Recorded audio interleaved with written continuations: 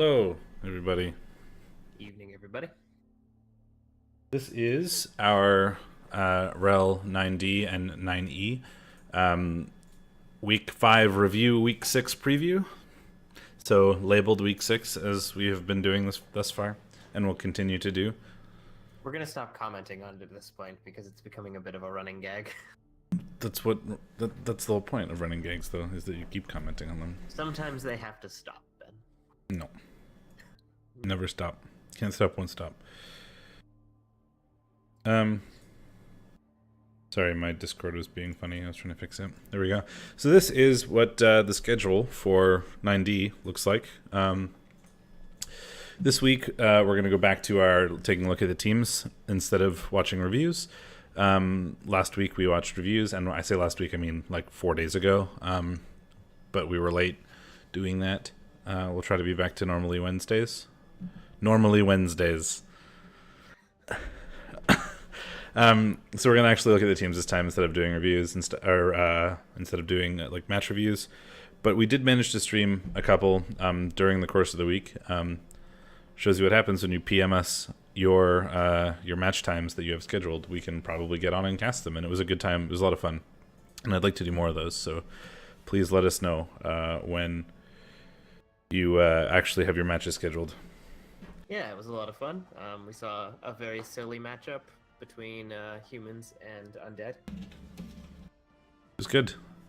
So this is what the schedule for 9D looks like, and we can kind of take a look at how accurate our predictions actually were.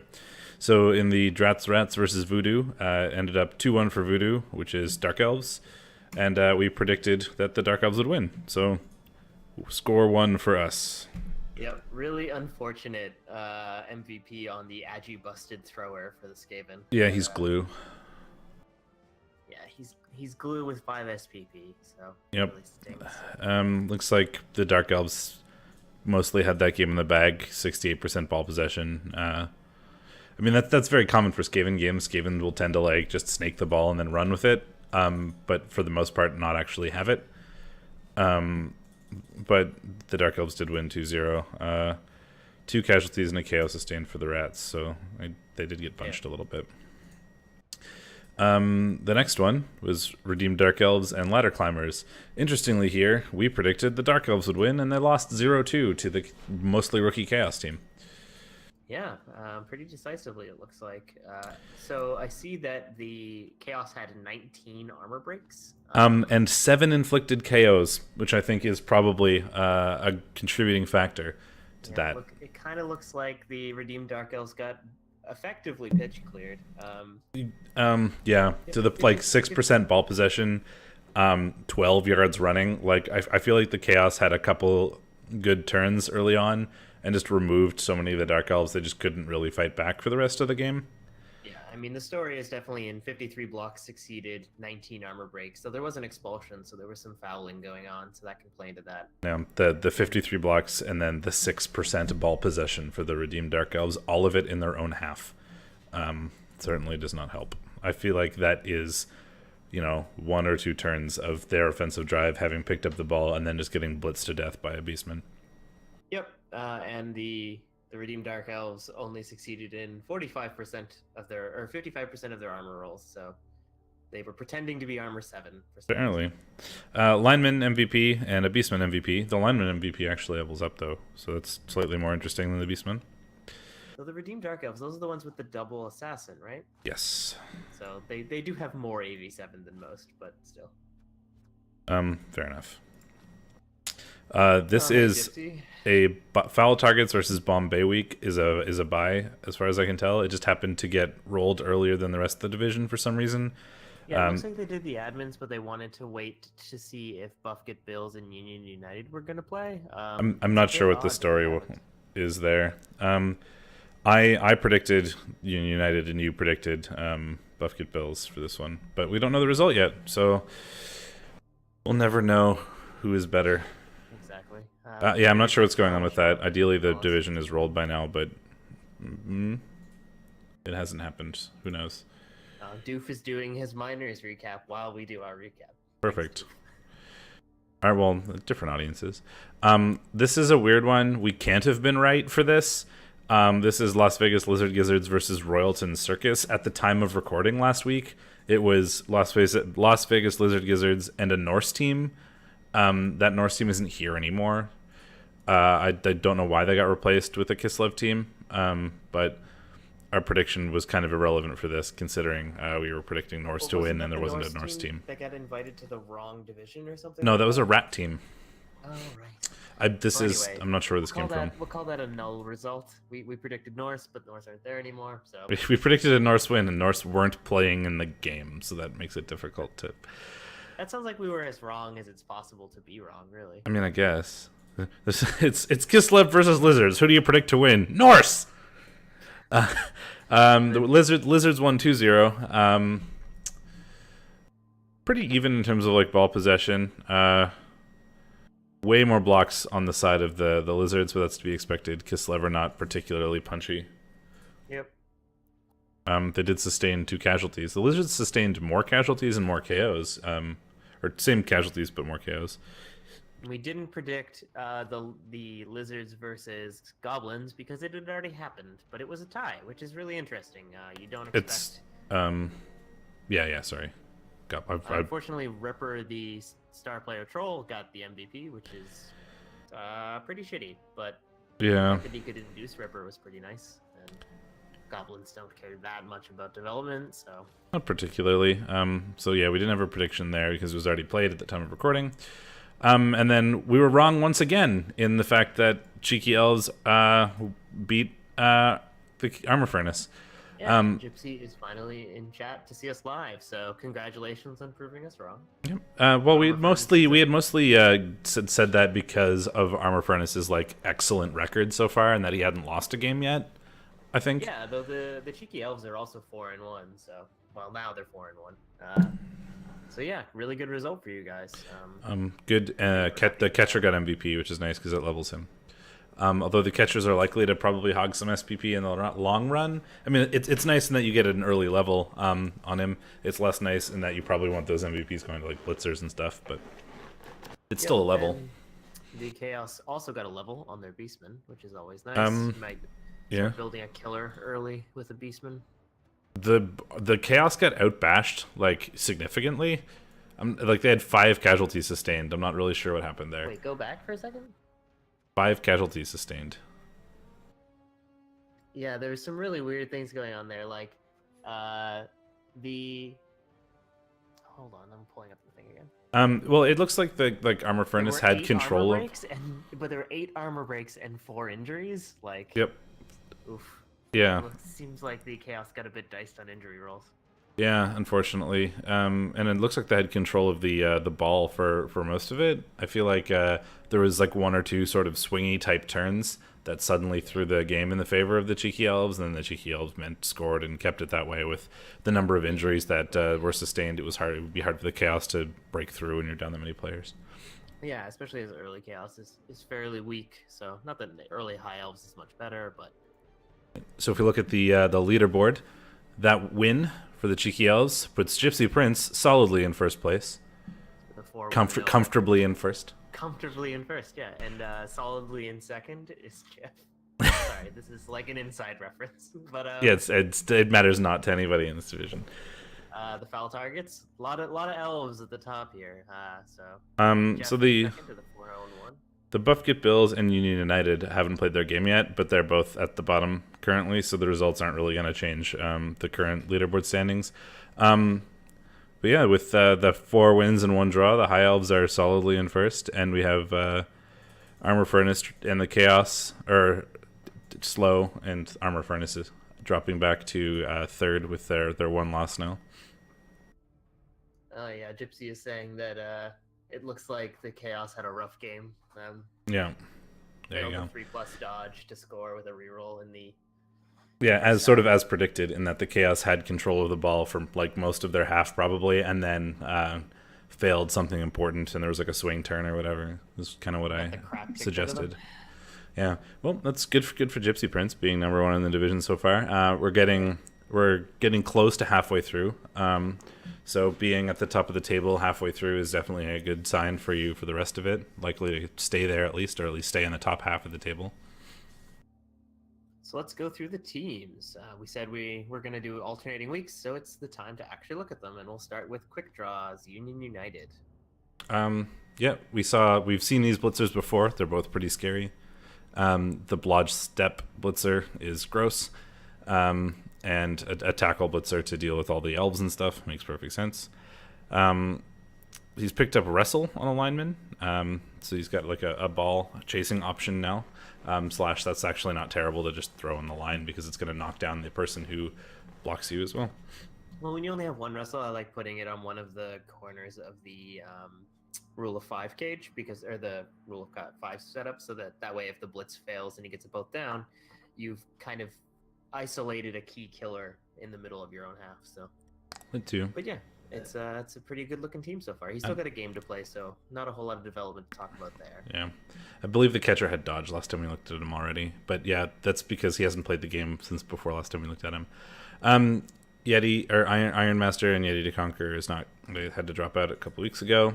He's moved to a new division though and is back, but he is not going to be with us. So next is the Average Rice Joes, coached by Average Rice at 2 wins and 3 draws. Sadly, we've got some mostly skink SPP, 1 Blocksaurus, 2 sidestep skinks, and it looks like this skink now has a diving tackle, which I don't think he had before. Yeah, a sidestep diving tackle skink is really annoying to deal with. Even better if you can give them block. He's got a Blocksaurus, which is nice. Unfortunately, he's got an MNG Saurus as well, which means his next game is going to be very rough. And he's got the Guard Croxicor, so he's got the building blocks of like early Saurus development. He's like a couple of SPP away from the levels on a few Saurus. 3 of them are a Kaz away. So yeah, he's doing okay. In a couple of games, he'll be a lot better off. But right now, he's in a bit of a rough spot. It's a little sad that three of your first 5 levels went to skinks, but yeah, I mean, it happens. Happens. How many MVPs has this skink at the bottom gotten? 2. Yeah. Well, there's 10 of the 16 SPP on that exactly. guy. Speaking of, so Armour Furnace, the team that we did predict to win, did not win. He took a bunch of injuries last game, and it looks like 2 of them are missed next game. One of them being a block Beastman, which is kind of sad. Another one just being a rookie Beastman. I mean, he's doing the same thing with his Beastmen as he's doing with his Chaos Warriors. Like, the first one gets block, second one gets Mighty Blow, repeat, and then go the opposite order the next time around. Yeah, it makes a lot of sense. You build reliable pieces and you build killers, so the killers start developing quickly. Get the reliability skills afterwards, after the Claw and Mighty Blow, so that you have that early removal option to like get you the numbers advantage that Chaos needs, and some reliable pieces for like blocking and being on the LOS and stuff like that. So makes a lot of sense to me.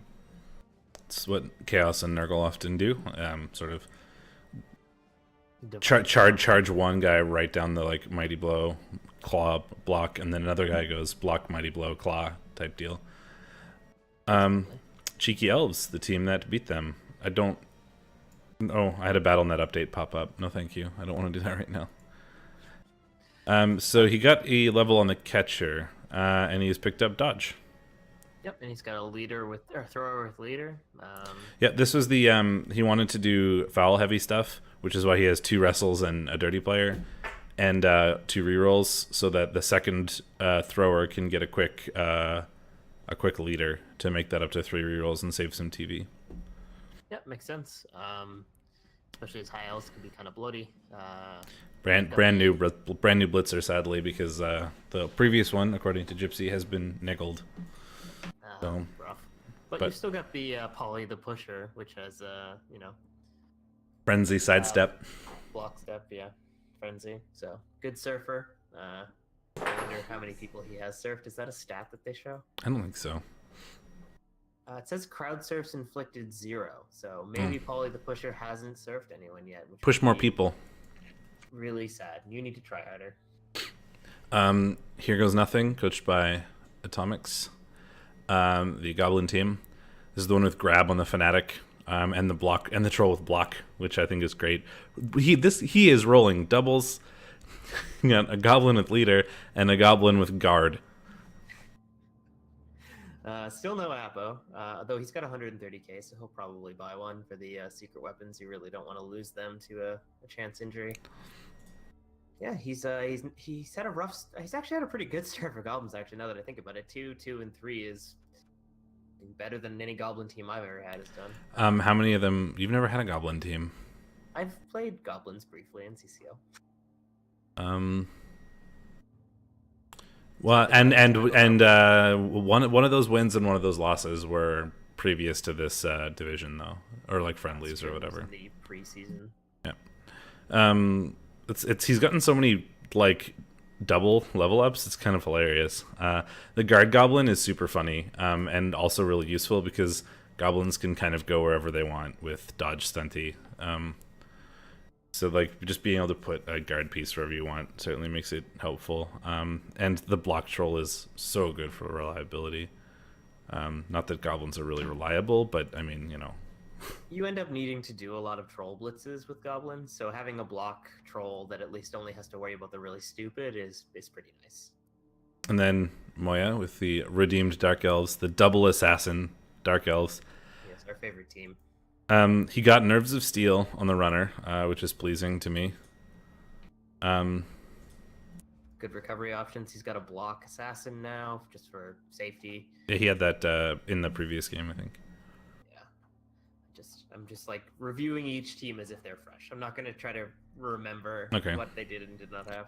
So he's got a tackle lineman, a kick lineman. Yeah. And he's got a tackle blitzer and a blodge blitzer. So he's got his...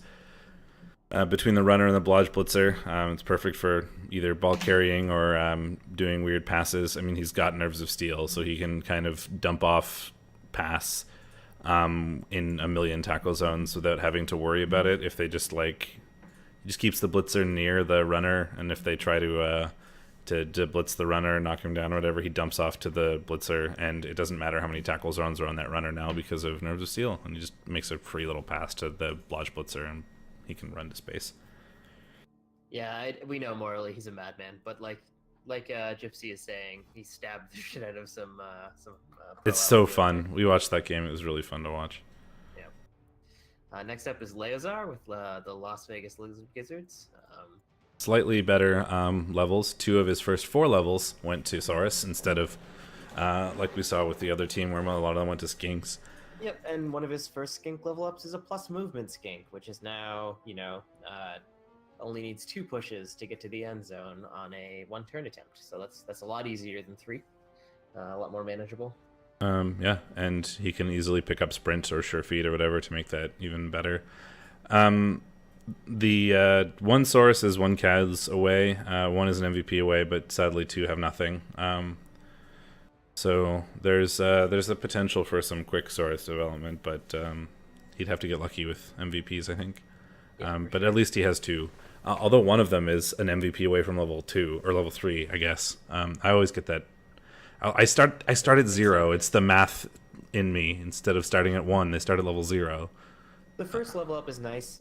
Like Win will probably get Mighty Blow, so then you have a block Mighty. You just end up blitzing with that piece every time. That's how Dr. Robert ended up such a monster. But also do you tackle, depending on who you feel like you're playing. But yeah, for the 3rd, you go block, Mighty Blow, tackle generally on your first blitzing source.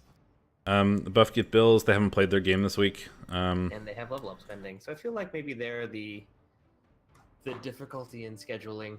Maybe. There's nothing really to talk about. There's a Blodge Blitzer, but we talked about that before. And there's a Tackle Blitzer, but we talked about that before. The Block Black Orc, it means that you have to go block on all your other Black Orcs instantly. And it'll be a while before you pick up Guard, but you could always get Guard on one of those Blitzers that hasn't leveled yet. Yeah, that's not too bad. So then we have Foul Targets by Jeff, the 2nd place coach, with Wood Elves. Yep. Well, you got the Strip Ball Word Answer started. So you time to start playing Elfie. You've also got the Agi 5 Word Answer. So time to start playing really Elfie, where you can run the Agi 5 Word Answer to space, Strip Ball with the other Word Answer, and then just hurl it to him, and there you go. Yay, you win. You got a really He's also got the tree. He picked up the tree and hasn't suffered any reasonable attrition, seemingly. So, getting pretty lucky.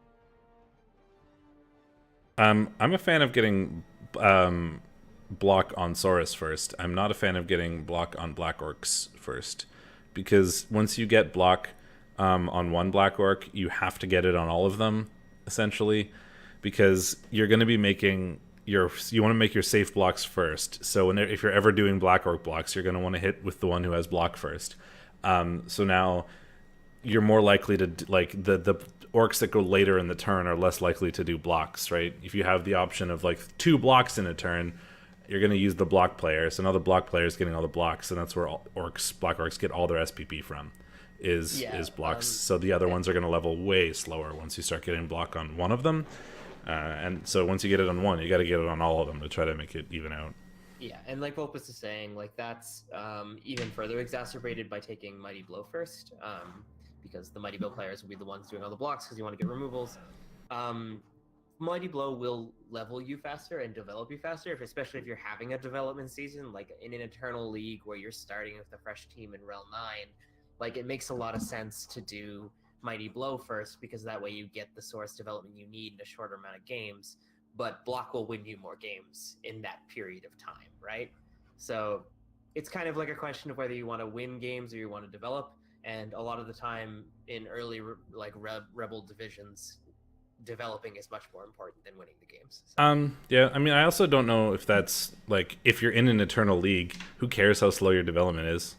You're going to play next season and the season after and the season after and the season after. Like, if it takes you 5 extra games to level that player, who cares? It's still the same team 8 seasons later. Earlier. Like, if you take Mighty Blow, the shitty period where Saurus are kind of like unpredictable and don't have like reliable skills is a shorter number of games. Yeah, but I mean, do you want to win in season 1 of your team? Like, if you do, sure.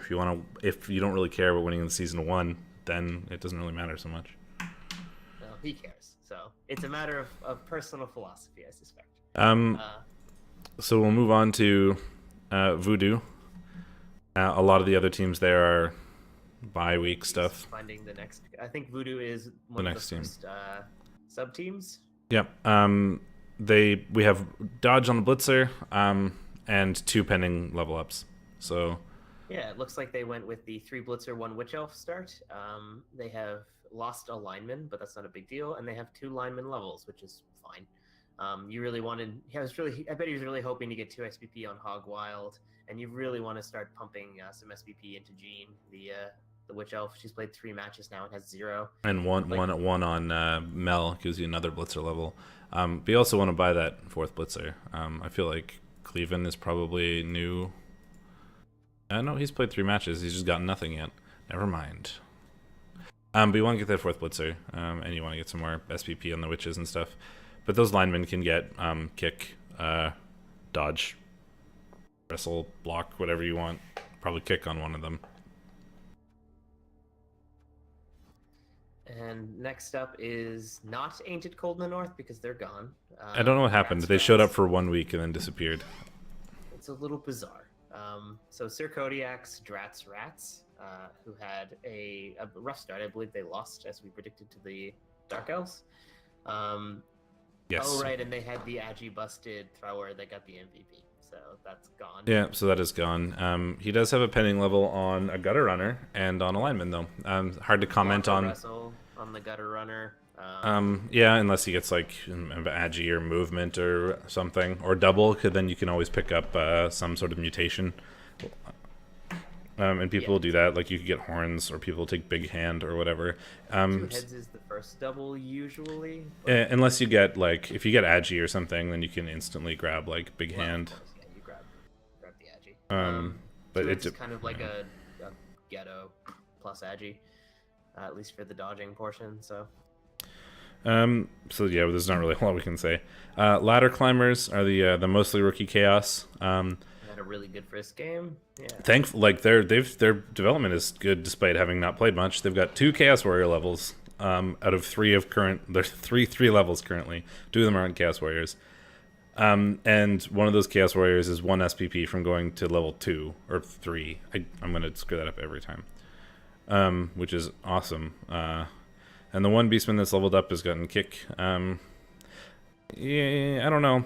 It's fine. There's nothing wrong with kick. I feel like with chaos though, there's I would like have probably gone with the first level up. I always either go block or mighty blow. Either you're doing a ball carrier beastman or you're doing a killer beastman. yeah. When with chaos, it's a little weird because you don't really have linemen. Really, I mean, like your beastmen are your linemen, but they're also all your positionals. And kick as a first skill on like generic linemen is always good, right? Like get it on a human lineman or a line orc or whatever. Well, not a line orc because they're all going to be on the line, but you know what I mean. On like the cheap linemen or whatever, like kick is a fine first skill. But when your positionals are also your beastmen, just depending on how you build them, I feel like you start to build one of them first. You know, mighty blow, block, claw, something like that. It's like kick is a good skill. I just don't think it should be your first level up on a beastman. It's something you pick up on a utility piece later on. Next up is the Royalton Circus, the Kislev team that replaced the Norse team, and we didn't know about them. So yep. There's a wrestle lineman. Good. That there is. Moving on. They have the bear. That's exciting. The bear is fun. People often do this like they'll do the same thing with Kislev bears as they do with like rat ogres, where like hate them or love them. Some people will take them initially to like save some attrition on your players to like add a little bit of strength until you get level ups, and then they'll fire them. Some people hate it and they just refuse to buy the bear or the rat ogre. Some people live by it. Whatever, it's your personal preference how you feel like playing the team. It's what your play style is like. Some people like it, some people don't. Yeah, I mean, and the bear is one of if not the best big guy in the game, so it makes sense to pick him up, I think. But it's just less fitting with the Kislev style than it is with lizards. So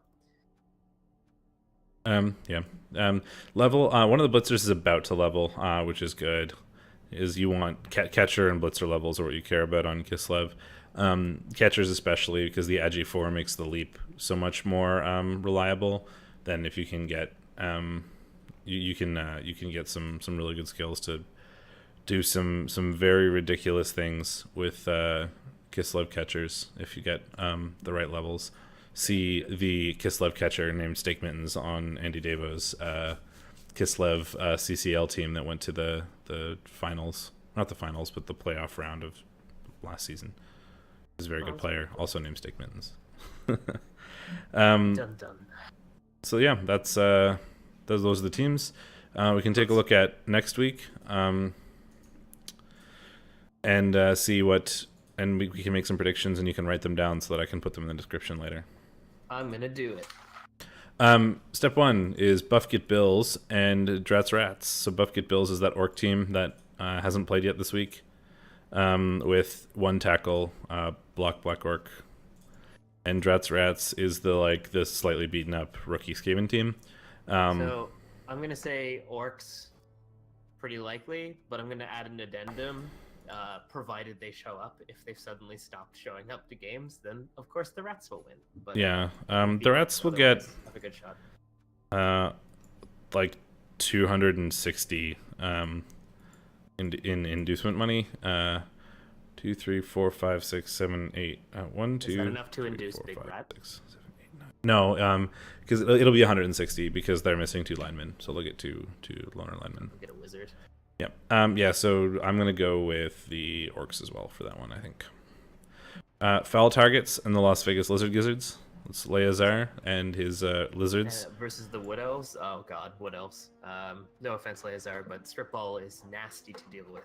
Yeah, especially when you have no sure hands yet, and the Agi 5 War Dancer is going to be a giant pain as well. Yep, it's going to be a tough game. They can just jump into your cage pretty easily and get a 2-die on your ball with Strip Ball. Not a lot you can do against that. Yeah, War Dancer scoops Edgy 2. Yeah, if you strength 2, ball carrying on strength 2.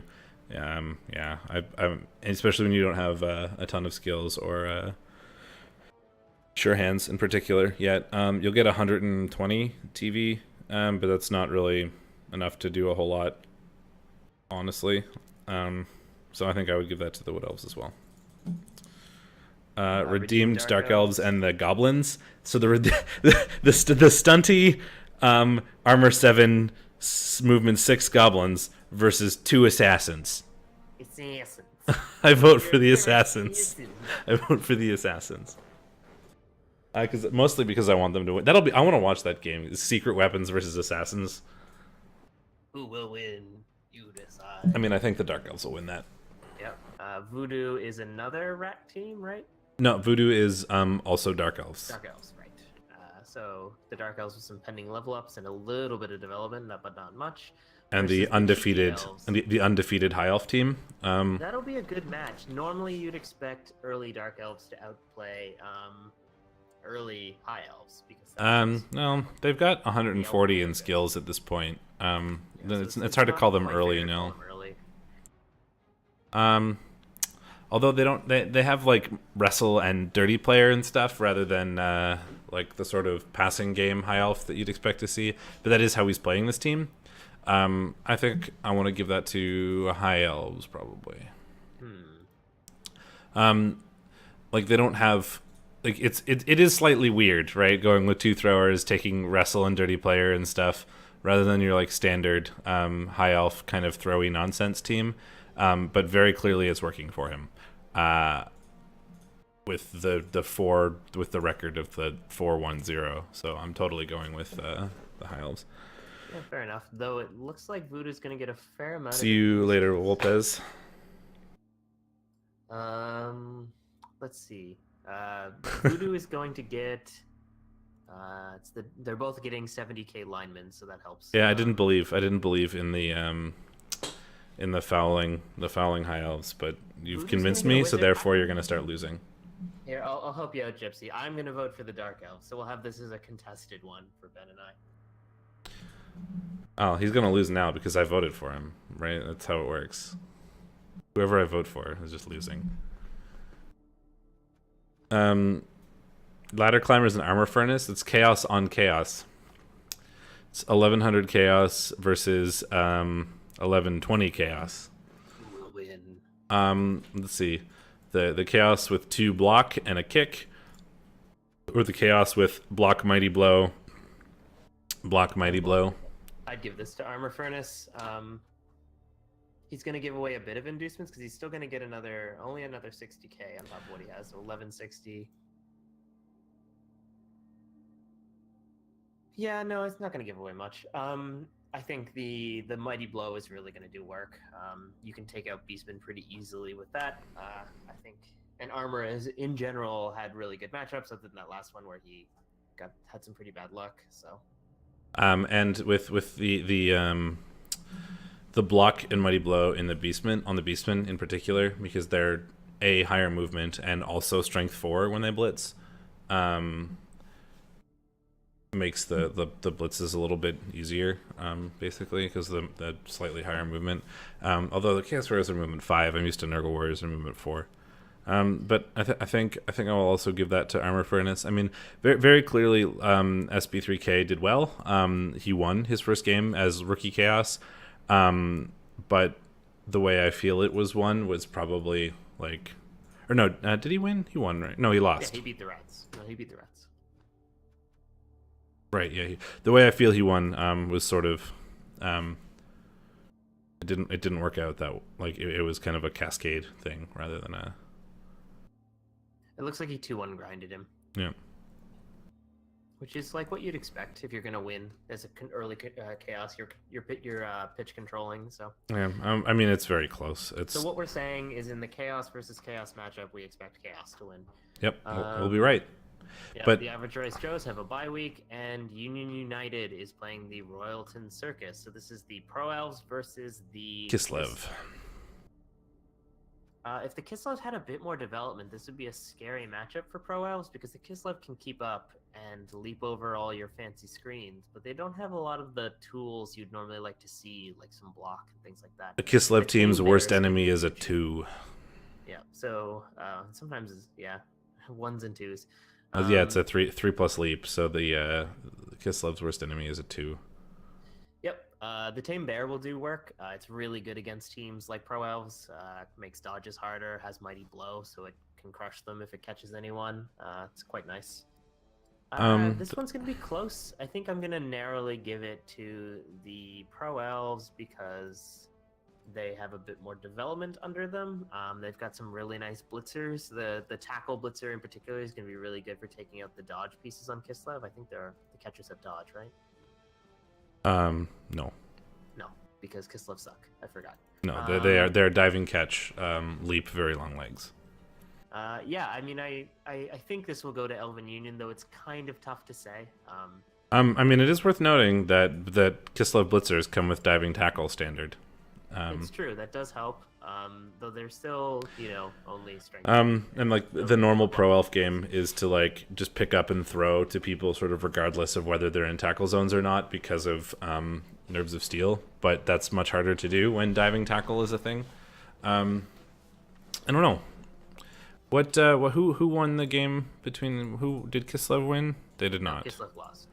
I think I will give it to Pro Elves as well. But I don't think it's as strongly in the favor as you suggest it to be. Oh, I don't think it's strongly in their favor. I think it's going to be a cool game. We might watch the replay if it looks like it is cool. Someone wants to tell us if it's interesting. That would be nice. Okay, 9E. Let me just write that down.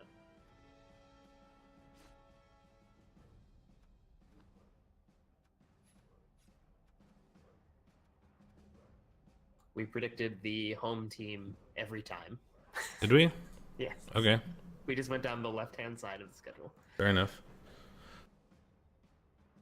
It's easy. I mean, we're not really that great at where. I mean, we've had our early game. Our first 2 weeks were pretty good, and then last week they started going downhill. Now that people actually have skills. I didn't keep track. The first 2 weeks, I think we were dead on, and then after that, it's been slightly above half. I'll take slightly above half. 9E. Chew Toys and Bloodstain have not played yet. That's Necro versus Goblins. We predicted, unsurprisingly, Necro. But that hasn't been played, so we don't know. Desnotnockas and Archangel's Will had already been played at the time of recording, so we couldn't really predict that one. It ended up 2-2. Blitzer got MVP, which is good because it's already a developed Blitzer, and it's just a huge chunk of SPP going straight his way. Sadly for Archangel's Will, it was the loner lineman that got it and also leveled up. Maybe you buy him if you needed a lineman. I don't know. So wait, Rats is also in here? Yes, but they're the team for the 40th time that signed up to that the admin gave the ticket to the wrong division. Oh, right, but they show up on the schedule because they joined. Yeah, I see. Yeah, it's the 4th time we've had this conversation in the last 6 days. I haven't had enough beer, so I can't think straight. It's fine. So I think we actually had predicted that. I'm trying to figure out what my notes say here. I have them all open. It's fine. Okay. This Desnotnockas and Archangel's Will tied 2-2. Let's see. 2 injuries inflicted, 4 KOs inflicted for the Orcs, so kind of as expected, but it turns out Elves don't really need that many players to win, or at least tie, so it ended up 2-2. Apparently, he was pretty good from what I heard from Hogstench. And that was the one we tried to watch, but we couldn't. No, that was the week before. It was the other Wood Elf team. There are 2 Wood Elf teams in this division. In my defense. That was always plays his games before our review, and 2 of them in a row. You're not very professional this week. I'm not very professional any week. I don't know if he did buy the MVP at Loner Elf. I certainly want to look. He says I did buy it, so there you go. Yeah, I mean, you kind of, if you have the money, you kind of want to at that point. Yep. Who was the MVP? It was Ethelyn, and if we look at the team, we'll come look to this later. Yeah, he did pick him. He did buy him. If you have the money and your loner gets MVP and also levels, I mean, it's kind of worth it to buy it at that point, especially if you have the money and you need a lineman. And even if you don't need a lineman, buy it and fire one of your unskilled ones, maybe. One Cheese got a buy over the Foodie bye week, so obviously we didn't predict that. Rats and Negronut Punchers was a buy because they were in the other division. Now, this was a Sierra Boys, Giant Stags, and Liverful. Liverful, if I recall correctly, was a replacement that came in post our recording, so they weren't actually there when we made our predictions. Oh, okay. But Liverful is a dwarf team, and dwarfs versus elves, and the elves won 3-1. Despite 75% ball possession by the dwarves. Yeah, well, it's very much the case of wood elves, and in particular Sierra Boys, Giant Stags, wood elves, doing wood elf things where you jump into the cage, knock the ball free, throw it to someone, go score, repeat. And the dwarves just, if you score in 2 turns and the dwarves are all moving 5 and they can't catch up to you, there's not really a whole lot you can do about it. Yep, Sierra Boys had 4 passes, though the dwarves also had a pass, amusingly enough. And a successful pass and catch for that. Yeah. But yeah, it's 75% ball possession, but those 12% ball possessions are like the 6 total turns of the game that the wood elves had the ball, but scored 3 times in those 6 turns because of wood elves, right? Dwarves just don't have enough guard to make the strip ball, or to make the dives hard.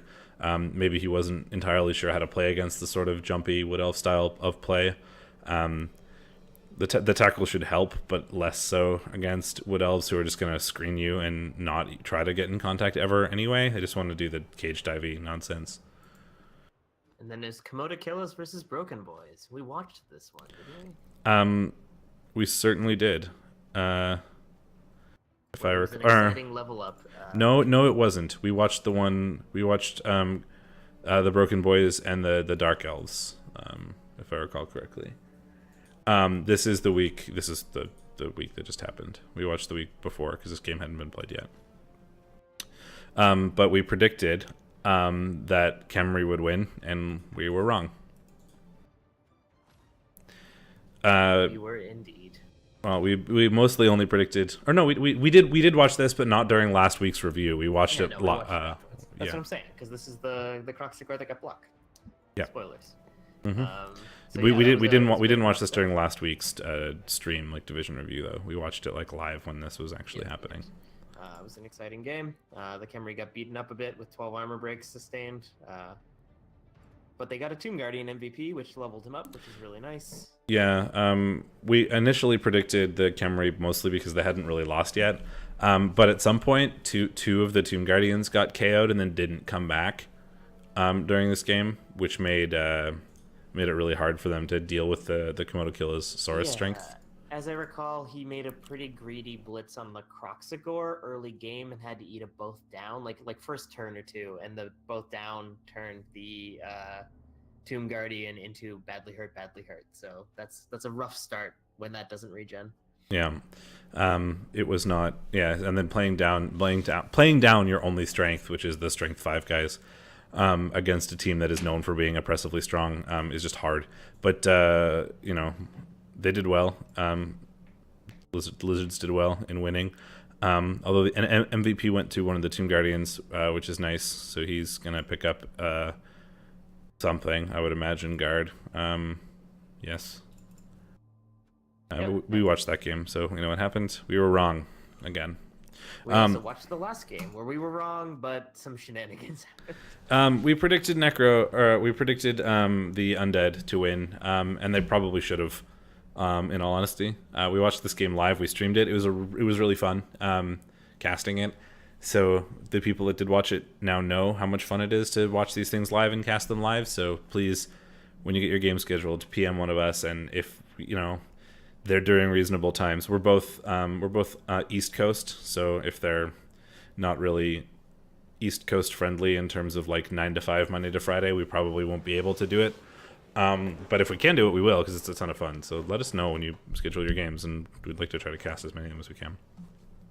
Yeah, it was a lot of fun. Really silly game. A lot of stupid things happen. On turn 3 or turn 2, the Agi4 ghoul that got MVP actually had the ball, was marked up by a blitzer who kind of potatoed into the backfield really far.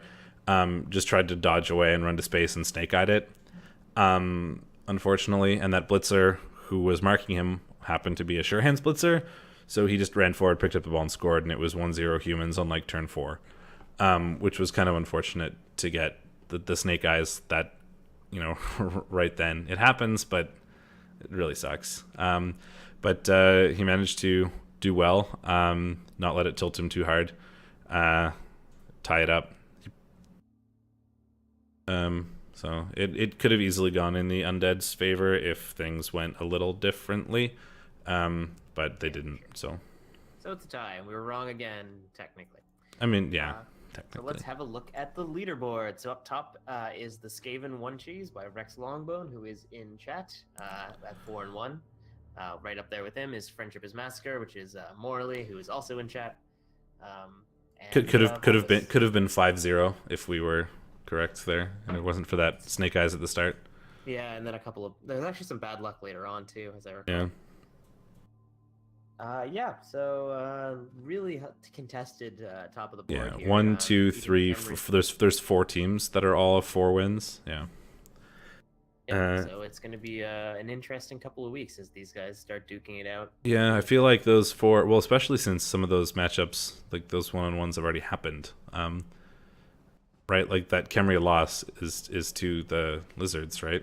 That just happened. The Khemri lost to the Lizards, and the humans. The Undead fought the humans. Yeah, but I mean, like the Lizards are 3rd and the Khemri are 4th, but the Lizards have already beaten the Khemri, and the Khemri are still in 4th. Is what I'm saying. Yeah. So like those top 4 are not likely to change a ton going forward, I don't think. So look to Rex Longbone and Captain Bubsy, which is Morley, Volpes and Kulta, and Shazzlebob. Doing well going forward. And Hogstench has got a pretty good record there himself. Hasn't given up a loss yet either. The 2 Wood Elves. So. The Archangel's will. Archangel's got 2 wins and 3 draws. Still no losses. I know the pain of this, never losing, but still being either in the middle or the bottom of a leaderboard. I feel your pain. I would recommend winning games. I should try harder. Let's actually look at Archangel's team, as he is the first one on the list. Oof, some injuries. I also have most draws. I have, I think, 4 currently in my. You're right, So yeah, three injured players. Are they all just MNGs? So I'm checking. This is how the Wood Elves won that dwarf game though. Just by getting complete no. Oh no, that's the wrong Wood Elf team. Yeah, but I want to see. Same deal. If you look, really solid record, Archangel. So you've got the script ball ward answer. That's nice. You've got the sidestep one. Yeah, you are doing well. For being an annoying positional piece. This is the most annoying piece in the universe. This catcher. You need to level it. I guess you probably just aren't sure what to take. Have you rolled that? Yeah. Can we know? Like, come on, bro. What did you roll? Is it just normals on that catcher? Tell me. That's a movement 9 sprint nerves of steel catcher. Is it normals? Yeah, I don't. It depends on how you use them, I guess, right? Like, so if you're actually really taking advantage of that sprint movement 9 and doing weird like 1 turns or like super far runs that you can catch it while being marked up because of that nerves of steel, and then just running to scoring like over and over again. Like if you're continuing to do that, Surefeet might be a good. Surefeet makes him nearly a natural 1-turner. That means you only need 1 push, which I mean anyone can get 1 push. So yeah, I mean Surefeet is a good option. It's clear that you're sort of using him as that sort of like catching, running to space type piece. Like sidestep could be good if you want him to be like not as knocked over easily / putting him in like touchdown range. Want that 1 extra push with sidestep. Yeah, like Rex said. Well, you don't really need sidestep because you only need 1 push to natural 1-turn. No, but I mean like if somebody is trying to push you around, then you sidestep towards the 1 space towards the touchdown zone or whatever. Block isn't bad either. Like you said, he's got to use him as a bit of a multi-purpose piece. Yeah. Sidestep, Surefeet, I think leap could be interesting, but I don't know if you need it. It just can make since you're not stunty, if you have to make 1,000 dodges, leap could make those dodges easier if you decide to go leap instead. I like leap when I'm more like of a ball hawk catcher. I think I mean, if people are going to mark the crap out of him, because that's how he's going to score so much with that player. The marking doesn't help or doesn't hurt him when it comes to catching the ball, but it makes it so he has to make dodges to score. And if you can just leap over them instead, that's going to be such a pain. Like I don't. Those are all good options. I think block, sidestep, sprint if you really want a one-turner, but I don't know if you need to do that right now. He starts with sprint. Or I mean, sure feet if you really want the one-turner, but you don't really need it. You could go for the memes and like pick up shadowing. Fuck off. I mean, leap, block, sure feet, probably good options. Anyway, moving on. Thrower with accurate, which is good because, or sorry, no, I was thinking strong arm. Never mind, ignore me. Wrestle lineman, a guard lineman, which is huge, but we've talked about that before, I think. Yep. And other than that, pretty standard stuff. You got to get the kick lineman on what else you really want to control where the ball lands, so not really surprising. Bloodstain and the goblins, nothing. Moving on. The Looney has 5 SPP, and the Fnatic has 5 SPP, so they are 1 casualty, which shouldn't be too hard for a Looney or a Fnatic, away from getting like grab or multi-block or whatever you feel like on the Fnatic, and then the Looney. Yeah, and they're also about to maybe play a game, maybe get an admin win, maybe get a concede loss. It's really unclear. So.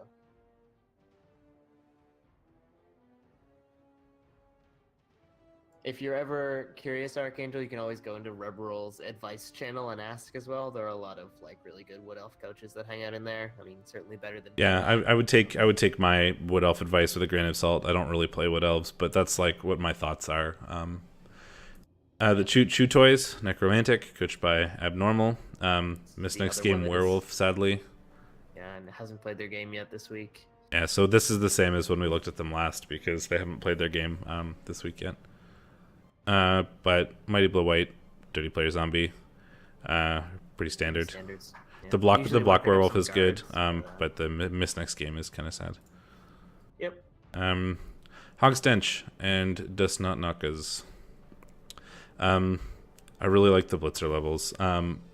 It's so much tackle. I don't know if you need 3 tackle. I say I like the Blitzer levels in that I like the fact that the SPP is on Blitzers. Because those are your like your good positional pieces. Those are who you want the SPP on mostly. Black Orcs ideally, but they mostly end up being big strength roadblocks, and like the key actions tend to happen on Blitzers. I don't know if you need that much tackle, to be fair. Like 1 or 2 is probably fine, but I don't know if 3 is necessary. I like the Mighty Blow on 2 of them though. Those are like the block Mighty Blow tackle is a very good starting killer. I feel like I might go like Mighty Blow piling on, but Mulg Damasha might do that rather than Vorg de Choppa, and Vorg might be for hitting those LV players. I feel like 2 of these tackle players would be guard if I was playing this, but I like his team fitting to the division he's in and going very tackly. And he's doing the thing with Black Orcs that I like to do with Black Orcs, which is get guard first over block. Or yeah, I think you can do a bit of a mix there, like get guard early on and then get block on the last few. So. Yeah, but as long as you don't, I like to do guard first. Maybe not on all 4 of them, but at least on the first one, probably the first 2. And then we have Rex Longbone and One Cheese, the Skaven team currently in the lead. Speaking of Skaven mutations, picked up Horns first, which is like a slightly more reliable Dauntless because you don't need to roll for it. You just are strength 3 now. Like it's more reliable Dauntless in the fact that if you're most often blocking against strength 3 ball carriers, like the majority of ball carriers tend to be strength 3. So you will be strength 3 on the Blitz versus a standard strength 3 ball carrier, whereas if you just had Dauntless you have to roll for it. It's a pretty likely roll, to be fair, but Horns makes it so you don't have to roll anything. So yeah, plus it looks cool. It works better against like strength 2 pieces. It's worse against strength 4 ball carriers, but those aren't really a thing. So at least not at this level. I appreciate the chat going on too. I know we're not really responding a whole lot to it, but I think it's cool that you guys are having a deep conversation about skills in chat. It's neat to have the passion there, you know. Yeah, for sure. I guess my comment would be that a 3-die against Blodge is still only 40% knockdown without a reroll, and goes up to like 60 something, I think, with a reroll. So it's not as good as a 2-die with 2 success options. So I like 2 dies against block, stand firm, disturbing presence or foul appearance. I mean, players, because it's still like a 40-something% chance to work. Just because stand firm, block, foul appearance. If you can get dodge, it's gross. Level on all mutants. Well, I mean, Nurgle warriors. It's the kind of skill you're happy to have, but you'd never take. Yep. Like thick skull. Mm-hmm. Sidestep, block, gutter runner. He's going to be annoying to remove, which is great. And then the ball carrier. Yeah, and then you've got a wrestle and another sacker that's probably also going to get wrestle after horns. Yep. This one's probably going to go block. It's a secondary block carrier. No level ups on the storm vermin. That's a little unfortunate. The thrower hasn't leveled up to get block yet either. Or one SPP away from a storm vermin level, so that'll either be mighty blow or claw, depending on whether you roll doubles or not. Yep. So yeah, this is the classic Skaven tale. Gutter runners hogging all of the SVP. Unfortunately, the storm vermin have not managed. His TV is also like super bloated because he has 250k. So don't pay attention to that. 1230 TV. 100 of that is just money that you need to spend on something. Buy a Rat Ogre. No, not really. Get like a stadium upgrade or something. Just burn 100k. Irish monks, coached by Rehab. We have another. He's dropped out. Oh, right. Yes, never mind. Moving on to CR Boys, the other what else, who did just fight the Dwarves, and like Ben said, this is why. In blood. This is why. Strip Ball War Dancer. Agi 5 Catcher.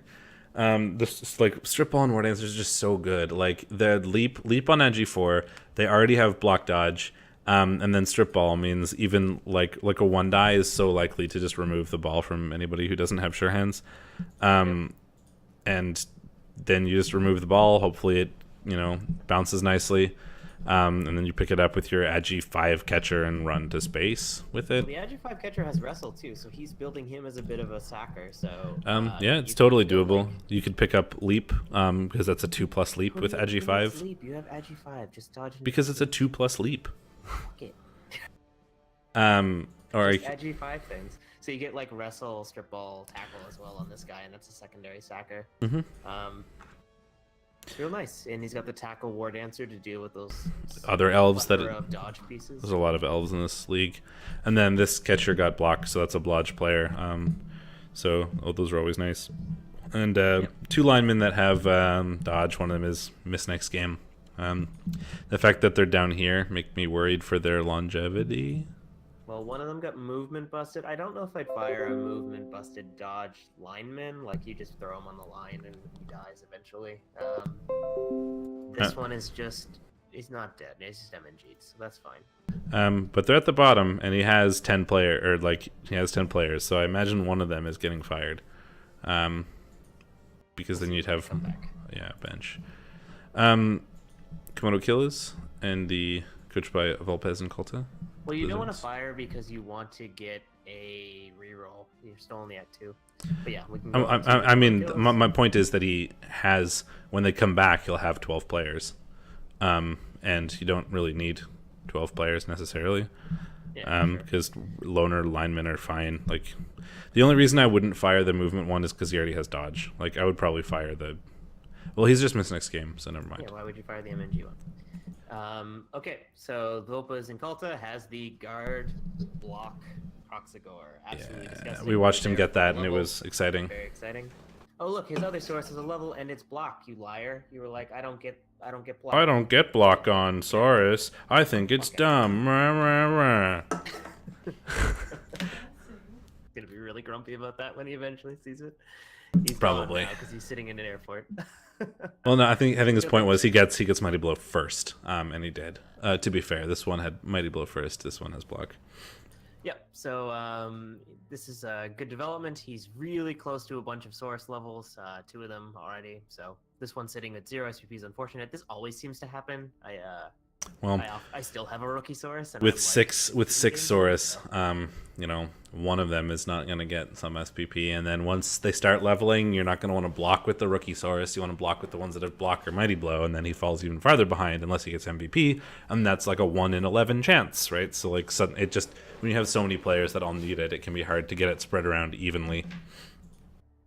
Yep, he's got the 2 sidestep skinks. Yeah, just really, really solid Blizzard development to start with. It's really unusual to see a Kroxigor this leveled this early. I know his Kroxigor is level 2 or level 3 before 1 MVP. He's inflicted 4 casualties and he scored a touchdown. The touchdown might have been from a bye though, so that could be it. Yeah, I think that's his Kroxigor is level 3 before he has more than 1 block source, which is kind of funny. But like a block guard Kroxigor is gross. That's really good. Gods of Metal, coached by McSkippy. We watched this the game he just played actually. Let's see. I don't know if any of these are. I don't think any of these are new level. Oh yes, they are. One of the blitzers has guard now. And when he played his game this week, only one of these blitzers had guard. And now he has a second blitzer with guard. Which is great. That's what human blitzers do generally. Probably build one as like your mighty blow tackle piece, and then the other ones become movement 7 block guard pieces, which is certainly very helpful. Yeah, and I think after guard you often go mighty blow for when they do have to block, but unless they roll dodge, or I guess you could go. It's better than block guard is blodge guard. Yes, turns out I'm gonna have that soon. I've got a blodge Saurus. It is my lifelong dream to have a blodge stand firm Nurgle warrior, so that he's blodge stand firm foul appearance. I'll probably go blodge guard break tackle because that's more fun on movement 6, but I would understand why you'd rather go stand firm on a movement 4 piece. So yeah. Oh, and also it's just absolutely maximizing the annoyance. The only way to do anything to that player is a POW. A push doesn't even do anything, and before you do that, you have to roll a 1 and you have to roll a 2+. It's just the most annoying player in the universe. Give him strength 5 and tentacles, and just place him somewhere and watch people concede because they don't want to deal with it. But that will never happen because it involves leveling a player that much, and I would also need doubles on a. Yeah, I'm surprised he doesn't have an Apo yet. He might get one now that he's got 90k. And yeah, because he doesn't have any players that he needs to replace. The minus movement blitzer kind of sucks, but I think I'd rather have an Apo over than replacing that blitzer. You can play with 1 movement 6 blitzer for a game, and then because with an Apo you only go down to 40k, and then if you can get 50k out of your next game, which isn't too unlikely, you could replace that blitzer after the next game, and then the Apo will help save things like your 2 guard blitzers and the thrower and stuff. Yeah, exactly. And then moving on, we have Captain Bubsby Morley, who just can't get enough stat ups apparently. Nope. Look at that. Agi 4 white, Agi 4 ghoul. Although that Agi 4 ghoul also snake-eyed, which kind of lost him a game, sadly. Yeah. Stupid Twilight Slaughter. We hate Twilight Slaughter. There was there was a huge debate about the movement 4 mummy while we were watching the game live. That was kind of fun too. Yeah, Migo really didn't like it, and I do actually like it. And I think it's fine. And it will be very good later on. It's the sort of skill you'd be happy to see on his 4th level up, but I'd still probably take it on his first. Movement 4 is just so much better than movement 3. Yeah, it feels like when you have very low movement, just 1 extra movement feels like so much of a difference, right? Movement 6 isn't that much. Why? My computer is making dingy sounds a lot, and I'm not sure what they are, so I'm sorry everybody for that. I can't hear anything. You're just kind of cutting out a bit. I think it's my mic is disconnecting or something. Because you want guard on those mummies, but being able to move a space or so after you stand up, if you get knocked over, I think it makes a difference. Not that they should get knocked over a lot, but it's like you said, ideally you get plus movement as a 5th skill, but you don't want to pass it up necessarily because it is kind of. I think it's good. Some people don't. Let's see. Dirty Player Zombie. You'd prefer that to be on the skeleton, but the zombie leveled first, so that's fine. Whatever. Just kick some people with him. A wrestle ghoul. And a wrestle ghoul, exactly. It costs 3 movement to stand up, so if you have a movement 3 tree, you don't need to roll anymore. Yeah, the agi roll is only if you do not have at least 3 movement. So if you get plus movement on a tree, they no longer have to roll to stand up anymore. Correct. Yep, so really good looking team. Going to be real scary moving forward now that he's got all these many stats. So he'll fall off less than Undead usually does. So really Squids and the Negron Nut Punchers. This was the team where we were talking about, the really battered team, but has started to get some really good level ups. Yep. 2 Agi 5 players. Yeah, there's an Agi 5 Witch Elf and an Agi 5 Blitzer. Their first few games were really rough. They lost a bunch of players. Like, they've got a movement busted lineman. They've got an Agi busted lineman who should just be fired. Lineman should be dead. So same with the Niggled lineman. Like, you can't risk those players getting more SPP. That would be the big problem. Like, if they level up, like, you've just wasted a ton of SPP. Even if a loner gets MVP, you can just buy the loner. It's not a big deal. This way, you're kind of screwed. Yeah, like, it's... We've mentioned this a couple times, but like his first few games were really, really rough. He lost a bunch of players, and it made it slow for him to get started and to recover. But then to like make up for it, he rolled 2+ Agis. So like within 2 or 3 games, once he's managed to get enough money to sort of recover from this, like he still has to pick up a reroll. He still has to pick up like 2 more blitzers. But once he gets enough money to recover from this, he'll be in pretty good shape with the Agi 5 Witch Elf and the Agi 5 Blitzers, but he's going to have to tough it out to get there. Yeah, for sure. He's got enough money now to pick up another Blitzer or a reroll. It's like CR Boy said. It's a team that has a lot of potential once he gets it going, but it's going to take a bit more time to build it because his first 2 games were so rough. Yeah. So...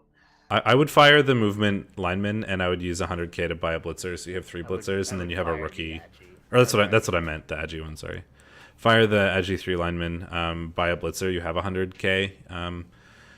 Then you'll have 3 blitzers and like a loner lineman for a game, and that's fine. But you'll at least have 3 blitzers. Yeah, exactly. Next up is, or last up, I should say, is the Broken Boys. Oh no, there's also the Dwarf team. I forgot about them. But yes. Broken Boys first with the Shazelbobs, Khemri. Isn't the Chaos Corp a real team too? No, they are not anymore, right? Yeah. Yep. So he's got a Mighty Blow Guard Tomb Guardian. That's the one that leveled up this time. So is now just like all the SPP stacked on one Tomb Guardian. It kind of sucks. One Blitzer on, yeah. Well. I mean, like, a Mighty Blow Guard piece is really good, but on the other hand, you want more than one good Tomb Guardian. If he dies, your team takes such a huge hit in terms of ability. Yeah, sure. Like, with Tomb Guardians do die, they do have decay. Yeah, and when you have 4 of them with decay, you're never going to have 4 leveled Tomb Guardians. Because at some point, one of them is going to die or get stat busted or whatever, and you'll have to replace him. But if you can have like 2 or 3 like leveled Tomb Guardians with a 4th one that you're working up, and then one of them will die, and by then the 4th one has gotten some skills and he's more useful, and you kind of like rotate in and out Tomb Guardians as they die. But if you have all your SPP on one and he dies, you're just fucked. So that's rough in that way, but it's also really good in that he'll have a really good Tomb Guardian to ideally carry him for a little bit. But that's a foul target if I've ever seen one. He's got a really good Blitz Raw, Mighty Blow Tackle, perfect for killing pieces. He's got a Dirty Player Skeleton, exactly what you want. This is the guy who accidentally bought 2 Throw Raws. He was drunk and was trying to buy a skeleton, and he bought a Throw Raw instead, so now he has 2. Yes, well, you have to knock down the Tomb Guardian first. That's the trick. So he's got a block Throw Raw for carrying the ball. Pretty nice. He made good use of it when we were watching him last game. Yep. Yeah, pretty solid team. Really wish you had more level ups on the Tomb Guardians, but that's yeah. Like I'd honestly wish you I know you want it's great to have a Mighty Blow Guard Tomb Guardian, but I feel like I'd rather have a Mighty Blow Tomb Guardian and a Guard Tomb Guardian rather than both of them being on one, at least initially. Yeah, Mighty Blow Guard is a weird combination. I mean, it's not. on Tomb Guardians, like their first level is going to always be Mighty Blow because that's the only way they're ever going to level. But then you want Guard because it's just so good on them. Like almost every Tomb Guardian, unless they roll doubles to get block, is going to go Mighty Blow Guard. Right? Yeah, like Mighty Blow Guard, Break Tackle, Mighty Blow Guard, Grab. Like that is fine. Yeah, the only issue is that like it's easier on strength 5 pieces because Guard is for pieces that are assisting, Mighty Blow is for pieces that are punching. You don't usually want to be doing both, but you will be doing both with the Tomb Guardians. Yeah, so it makes a lot more sense. And we have Razor Sharp, who was a minors coach, or it was a college coach when we were playing, and is filled in into this division. Yes, I remember this guy. We've been talking about him. Yep, and he's also playing in the upstarts currently, if I recall correctly. But somebody asked him to fill in this division because there were a bunch of buys, and he did. And now we have a dwarf team, and it's a dwarf team. There's a Mighty Blow Blitzer and 2 Guard Longbeards. Yep. I fully expect to eventually see all Guard Longbeards because that's how you play dwarves. Yeah, exactly. He's got 100k in the bank. I'd probably pick up another Troll Slayer, and then you have that bench. You can do a bit of fouling with Longbeards. Though Longbeards are expensive, so you got to pick your targets well. Yeah, having a bench on dwarves, I mean, it's fine, I guess, as long as you don't go too ham with it. It's just it's an expensive bench player, and they're also not likely to be removed with block thick skull armor 9. Yeah, for sure, but you do want that. I mean, you could fire a Longbeard to pick up the other Troll Slayer, but I like having one bench. Yeah. Well, I mean, keep the bench until it becomes an issue, right? If you're about to go into a game where that Longbeard bench is going to give your opponent a wizard or something, then you just fire him. Exactly. Yeah. Good early development. You got the 2 Guard pieces to start with. You got a Mighty Blow Blitzer for doing that helps so much. Like one Guard is good on dwarves. 2 Guard is when it starts to become super annoying. 3 is better, 4 is better, etc. Like it just gets worse and worse. But like the difference between 1 and 2 is way bigger than the difference between 2 and 3, I think. Yeah, exactly. So yeah, looking good. We'll see what he ends up pulling out for the season.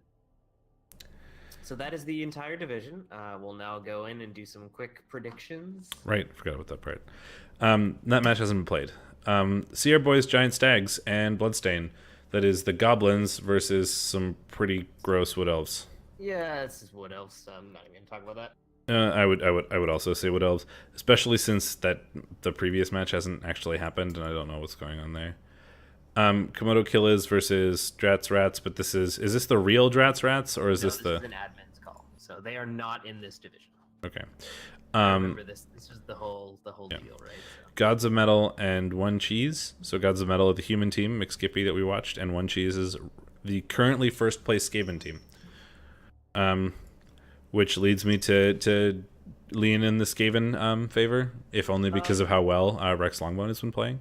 Yeah, I haven't seen Rex Longbone play. I have seen Skippy play. Humans in general are pretty good against Skaven. They have the movement to keep up. Do you want to say hello to a cat? I think given the development and the records, I would say that I'd give this to the Skaven. She doesn't want this. Steve was hanging out in my apartment for quite a while before the stream, but yeah. So I think I would give that to Rats. We have Desnot Knockers, is Hog Stench, and Friendship is Massacre. That's gonna be a good one. So that's the Orcs versus the Undead. The super stats Undead versus the tackle heavy Orcs. Yeah, like the faux elves. Yeah, but tackle doesn't help you against players without dodge. Oh, there's ghouls. Yeah, there's the ghouls, which are nice, but I mean, it's not going to help them against the Agi 4 white, right? So. Yeah, I think I want to give it to the Undead, partially because of the Agi players and how good those are. It's going to be a little close. And the problem with Orcs is that they have the armor 9 to stand up and get in punching batches with the Undead. The Undead have to be careful about how they get involved in scrums and not get too punched up by things. That should be a good game, I agree. Just for flavor, I'll say the Orcs so that we can have a contested one. Okay. But, I would watch that game if someone sent it to us. Yeah, I think I want to give it to the Undead, partially on the backs of the good players that he has, and partially on the backs of that Morley has been winning. Honestly, he's been doing well. There you go. Broken Boys and the Chew Toys. It rhymes. I like it. This is the Khemri versus the Necromantic. Yeah, the kind of low TV beaten up Necro team. Although they haven't played this week, so their Next Game players will come back. Yeah, I mean, if you can get claw blocks onto Tomb Guardians, that's pretty scary. But it's hard to pull off a good frenzy block onto Strength 5, right? So yeah, it's true. Pretty rough. And the claw doesn't do much against the shitty Armor 7 skeletons. So I would probably give this to the Khemri.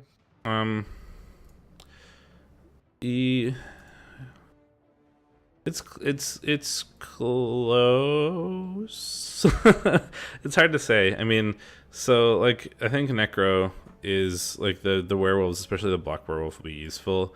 But I think I also want to give it to the Khemri. Like based on his play has been good, and the guard Mighty Blow Tomb Guardian will certainly help. I mean, the Necros have no guard, while the Khemri have one and already outstrength the Necro. So yeah, I think the strength is going to be pretty impressive. Yeah, exactly. And there's not going to be a whole lot the Necro can really do about it, because like you said, they don't really have guard. And as long as he positions carefully and leaves a skeleton buddy with each Tomb Guardian, so that it's not easy to get 1,000 assists on him, or at least you have to spend a blitz on the skeleton buddy to get 1,000 assists on the Tomb Guardian in order to actually block him. And in that case, the Tomb Guardian is doing his job, and he's targeting so many players. Exactly. So you also say Khemri? Yeah, who gets the ball first and the piece removed? Yeah, I'm going to say Khemri.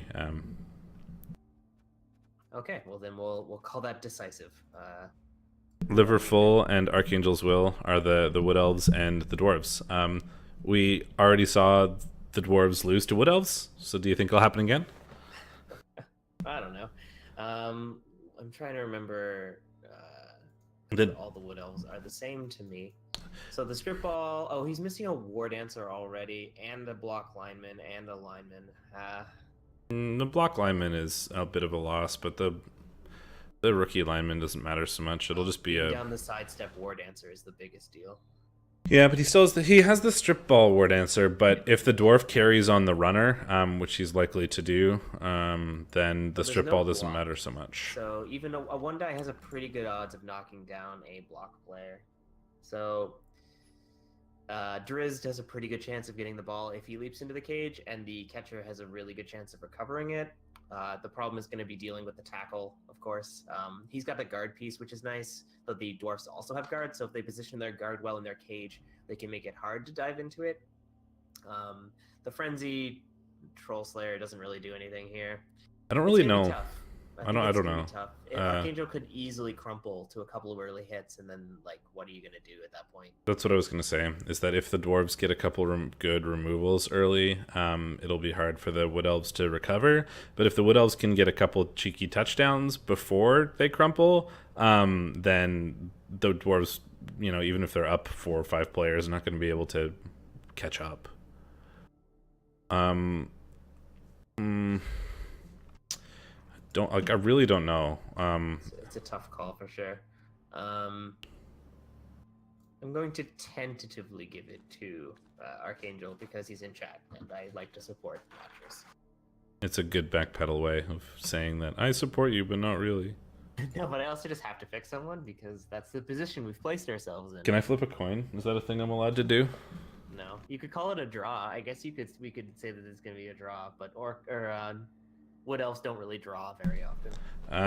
I don't have a coin nearby. I will say Wood Elves